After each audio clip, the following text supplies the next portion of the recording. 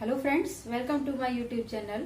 Today we are going to start quantum number. ये जो topic है ये 11th class BSc first year BTech first year के students के लिए बहुत इंपॉर्टेंट है और हमेशा इस पे क्वेश्चन आता है। तो आज इसके सारे कॉन्सेप्ट को हम बहुत अच्छे से समझेंगे। क्वांटम नंबर एक्चुअल में किसी भी एटम के अंदर जो इलेक्ट्रॉन है उसके बारे में सारी इंफॉर्मेशन देता है कि वो किस शेल में है, किस सब शेल में है, किस ऑर्बिटल में है, कहाँ पर उसका किस तरीके की स्पिन है। ये सारी चीजों की इंफॉर्मेशन जो है वो क्वांटम नंबर से मिलती है। जैसे हम कहीं पर भी रहते हैं तो हम किस स्टेट में हैं, किस सिटी में हैं, किस एरिया में हम रह रहे हैं, कहाँ हमारा घर है, तो उस हिसाब से जैसे हमारी एग्जैक्ट लोकेशन पता चल जाती है, वैसे ही किसी भी इलेक्ट्रॉन के बारे में कंप्लीट इंफॉर्मेशन के लिए हम क्वांटम नंबर की हेल्प लेते हैं। तो क्वांटम नंबर के लिए जैसे मान लीजिए हम यदि किसी भी एटम को ड्रॉ करें तो एटम में यहाँ पर सेंटर में होता है न्यूक्लियस और इसके बाद यहाँ पर चारों तरफ ये यहाँ पर कुछ पर्टिकुलर डिस्टेंस पर और पर्टिकुलर एनर्जी के साथ कुछ हमको ये यहाँ पर शेल या ऑर्बिट दिखाई देते हैं, जिसको कि हम या तो नंबर से डिनोट कर सकते हैं या फिर किसी भी जो कुछ अल्फाबेट्स हैं KLMNOPQ इस तरीके से इसको डिनोट करते हैं। और इसके बाद इसमें हम इलेक्ट्रॉन्स जो है वो हम यहाँ पर शो करते हैं। तो यहाँ पर हम दो चीजें तो एटम में शो करते हैं, एक तो हम शो करते हैं शेल या उसको हम बोलते हैं ऑर्बिट, और दूसरा जो हम यहाँ पर शो करते हैं वो करते हैं इलेक्ट्रॉन। तो यहाँ पर हमने दो चीजें जो है वो एटम में शो की और हमको लगता है कि ये दो ही चीजें होती होंगी, एक शेल होता होगा और एक इलेक्ट्रॉन होता होगा, पर इसके बीच में दो स्टेप और होते हैं, दो चीजें और होती हैं जिसको कि हम शो नहीं करते हैं। तो शेल के अंदर होता है सब शेल और सब शेल के अंदर होते हैं ऑर्बिटल और ऑर्बिटल के अंदर होते हैं इलेक्ट्रॉन। ये चार चीजें होती हैं, शेल, सब शेल, ऑर्बिटल्स एंड इलेक्ट्रॉन्स, और उसके अंदर इलेक्ट्रॉन्स यानी ऑर्बिटल के अंदर इलेक्ट्रॉन्स जो है वो होते हैं। तो इन चारों चीजों के बारे में पूरे चारों चीजों की इंफॉर्मेशन हम कोई चार क्वांटम नंबर से यहाँ पर पूरी तरीके से इनको एक्सप्लेन करेंगे।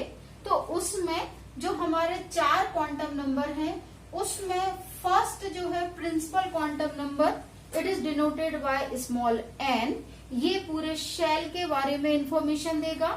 Second is azimuthal quantum number, it is denoted by small l, ये यहाँ पर सब एनर्जी लेवल के बारे में और भी ओरिएंटेशन जो होते हैं ऑर्बिटल के उनके बारे में डिस्कस कर, इसके बारे में इंफॉर्मेशन देता है।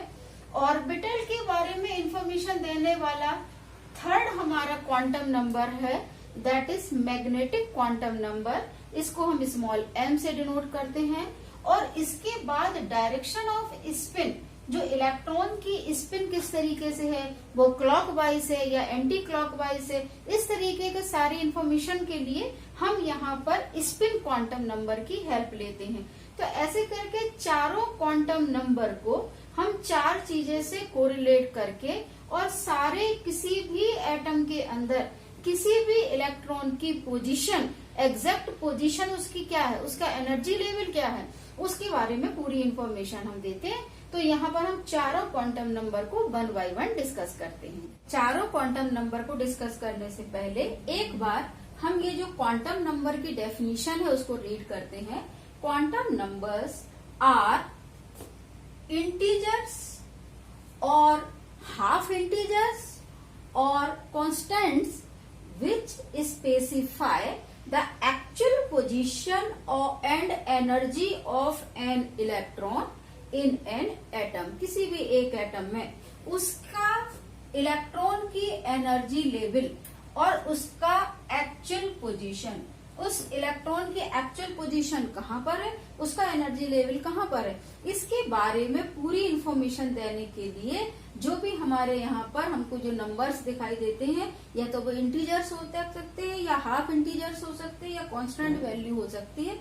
तो उसके थ्रू जो हमको सारी इंफॉर्मेशन मिलती है उसको हम क्वांटम नंबर बोलते हैं। अब वन बाय वन डिस्कस करते हैं। And now first quantum number it is principal quantum number. जैसे स्कूल का प्रिंसिपल होता है ना, एकदम इम्पोर्टेंट और एकदम मेन पर्सन होता है, वैसे ही एटम में भी जो प्रिंसिपल क्वांटम नंबर जो होती है वो मेन क्वांटम नंबर है, और उससे हम इलेक्ट्रॉन्स के बारे में क्या क्या इंफॉर्मेशन ले सकते हैं उसको इस तरीके से पॉइंट बना करके आप याद करेंगे तो इजीली याद होगा।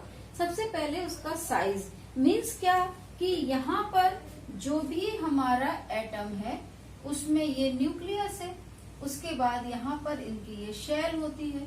अब शेल में मान लीजिए कोई भी इलेक्ट्रॉन मान लीजिए फर्स्ट शेल में है, तो फर्स्ट शेल में है तो उसका साइज कुछ और होगा, मान लीजिए फोर्थ शेल में है तो उसका साइज कुछ और होगा।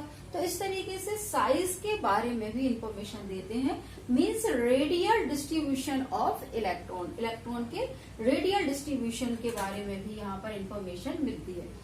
Third point is energy of electron in an orbit. Orbit में इलेक्ट्रॉन की अलग अलग ऑर्बिट में इलेक्ट्रॉन की अलग अलग एनर्जी होती है। यानी फर्स्ट शेल होगा तो उसकी एनर्जी कम होगी, फोर्थ शेल है तो एनर्जी ज्यादा होगी, फिफ्थ और सिक्स में और ज्यादा होगी। तो उसके एनर्जी के बारे में भी ऑर्बिट में जो इलेक्ट्रॉन प्रेजेंट है उसकी एनर्जी क्या है उसके बारे में भी इंफॉर्मेशन देता है। And fourth is distance of electron from the nucleus. तो न्यूक्लियस यहाँ पर है, अब इसका कितना डिस्टेंस है, वो किस शेल में है, उसके अकॉर्डिंग यहाँ पर उसके डिस्टेंस के बारे में कि कितना डिस्टेंस है न्यूक्लियस से उस इलेक्ट्रॉन का, उसके बारे में इंफॉर्मेशन जो है वो देते हैं। तो यहाँ पर जो रेडियस है आर जो होता है उसका हमारा जो मेन जो आपका प्रिंसिपल क्वांटम नंबर है जिसको कि हम स्मॉल एन से डिनोट करते हैं उसके साथ क्या रिलेशन है, तो वो हम देखते हैं। N square H square 4 pi square M Z star E square.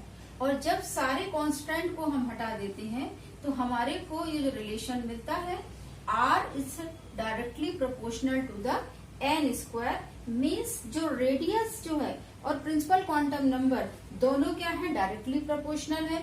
Means radius की वैल्यू यदि इंक्रीज होती है तो यहाँ पर हमारा प्रिंसिपल क्वांटम नंबर की वैल्यू भी इंक्रीज होती चली जाएगी। तो जिस प्रकार से प्रिंसिपल क्वांटम नंबर को हम फर्स्ट को 1 देते हैं, 2 देते हैं, 3 देते हैं, 4 देते हैं, इस तरीके से बढ़ता चला जाता है। तो एन भी बढ़ता चला जा रहा है, तो आप खुद यहाँ पर देख रहे हैं कि इसका रेडियस जो है उसकी वैल्यू भी कैसी हो रही है, बढ़ती चली जा रही है। मीन्स यहाँ पर एन की वैल्यू की जो रेंज है वो यहाँ से 1, 2, 3, 4 और पूरी इनफाइनाइट तक हो सकती है। तो यहाँ पर जितने जिस हिसाब से इलेक्ट्रॉन्स आते चले जाएंगे वैसे वैसे वो फिल होते चले जाएंगे। प्रिंसिपल क्वांटम नंबर जो है वो नंबर ऑफ इलेक्ट्रॉन किसी भी ऑर्बिट में कितने मैक्सिमम नंबर ऑफ इलेक्ट्रॉन्स रह सकते हैं उसके बारे में भी इंफॉर्मेशन देती है।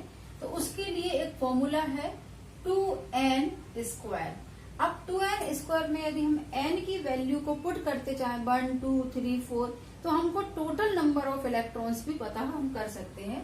तो जैसे हम देखिएगा वैल्यू पुट करते हैं n इजिकल टू 1, तो n इजिकल टू 1 यदि हम यहाँ पर पुट करते हैं तो आंसर हमारा आ रहा है 2।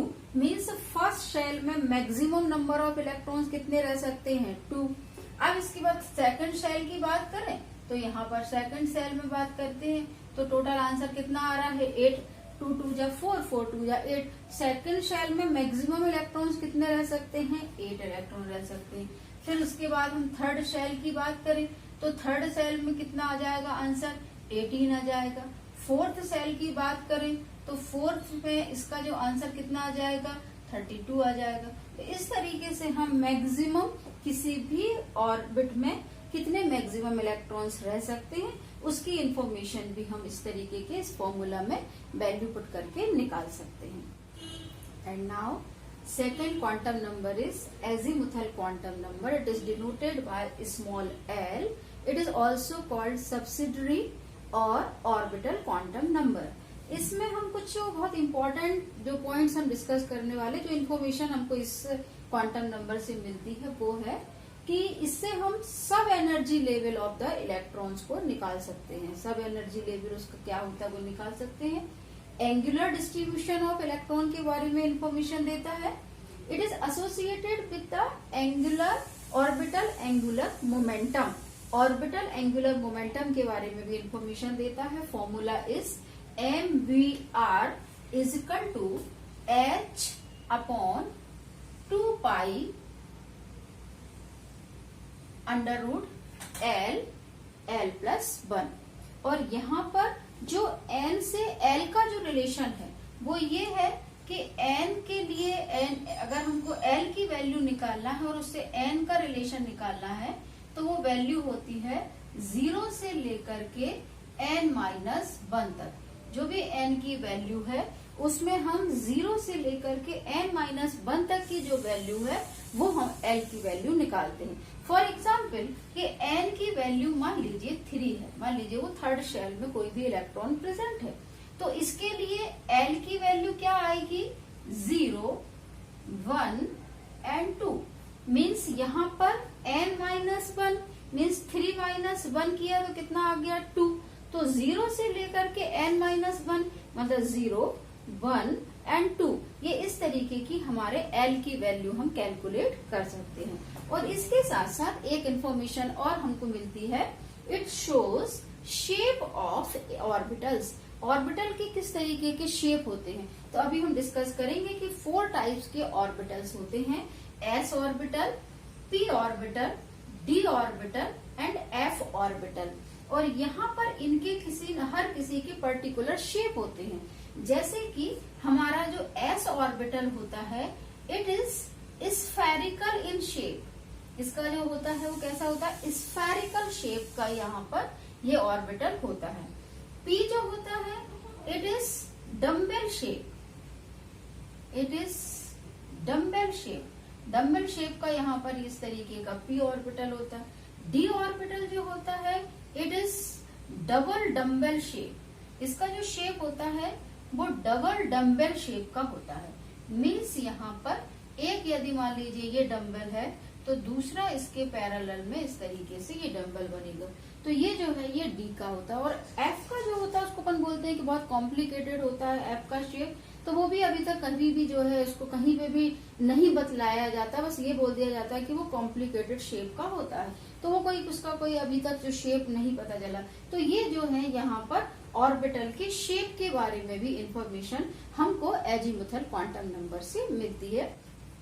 एजीमुथल क्वांटम नंबर मीन्स जो भी हमारे ऑर्बिटल्स हैं उसमें हमारे कितने मैक्सिमम इलेक्ट्रॉन किसी भी ऑर्बिटल में रह सकते हैं उसके बारे में भी इंफॉर्मेशन मिलती है। तो उसके लिए ये फॉर्मूला है 4l प्लस 2। 4l प्लस 2 में हम यहाँ पर वैल्यू को पुट करते जाएंगे और किसी भी ऑर्बिटल में मैक्सिमम कितने इलेक्ट्रॉन हो सकते हैं वो हम बताएंगे। तो यहाँ पर ये l की वैल्यू है। अब इन l की वैल्यू को हम पुट करते चले जा रहे हैं, तो पुट करते चले जाएंगे तो देखिएगा 4 इंटू 0 प्लस 2, तो आंसर आएगा 2। मीन्स s ऑर्बिटल में मैक्सिमम इलेक्ट्रॉन जो रह सकते हैं वो 2 इलेक्ट्रॉन रह सकते हैं। फिर सिमिलरली p के लिए हम रखते हैं, तो p के लिए हमेशा l की वैल्यू कितनी आती है 1, तो 1 आती है। तो यहाँ पर 1 हमने पुट किया प्लस 2 किया, answer is 6। Means p orbital में मैक्सिमम जो है 6 इलेक्ट्रॉन रह सकते हैं। फिर d के लिए अगर हम कैलकुलेट करते हैं तो 4 इंटू 2 प्लस 2, तो यहाँ पर आंसर इज 10। एंड 3 के लिए f के लिए कैलकुलेट करते हैं जिसकी वैल्यू जो है 3 है, इसको हम पुट करते हैं तो आंसर आता है 14। तो इस तरीके से हम यहाँ पर किस किस ऑर्बिटल में मैक्सिमम कितने इलेक्ट्रॉन आ सकते हैं इसका इंफॉर्मेशन भी एजीमुथल क्वांटम नंबर से मिल सकता है। इसके बाद मैग्नेटिक क्वांटम नंबर।